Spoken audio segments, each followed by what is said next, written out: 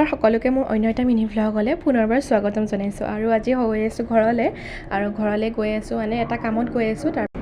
আৰু সেইদিনাখন ইমানেই বেছি গৰম আছিলে যে মই একদম ঘৰলৈ যাবলৈ মন নোযোৱা হৈ গৈছে, গাড়ীৰ পৰা যেন দাবিহে দিম। মই মোৰ মৰমৰ এইখন যে দেখিছে কলেজখন, মোৰ বহুত মৰমৰ কলেজ হয় আৰু তাত বহুতো স্মৃতি জড়িত হৈ আছে কলেজখনত।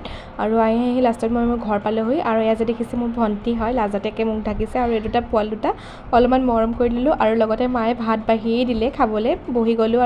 আৰু দুয়োজনীয়ে জানেনে ইমানেই কথা পাতিছোঁ নহয়, কথা শেষেই হোৱা নাই। আৰু মই লাষ্টত ভাবি আছোঁ ক'ত যাম আজি, কি কৰিম, সন্ধিয়া ভিডিঅ'টোতো বনাব লাগিব। আৰু সেয়া ভাবি মই অকণমান মোৰ নিজৰ বিচনাখনত শুই গৈছোঁ, যিহেতু এইখন বিচনাতে মই আগতে শুইছিলোঁ। আৰু শুৱাৰ পৰা উঠি অলপমান ওলাই ল'লোঁ বজাৰলৈ বুলি।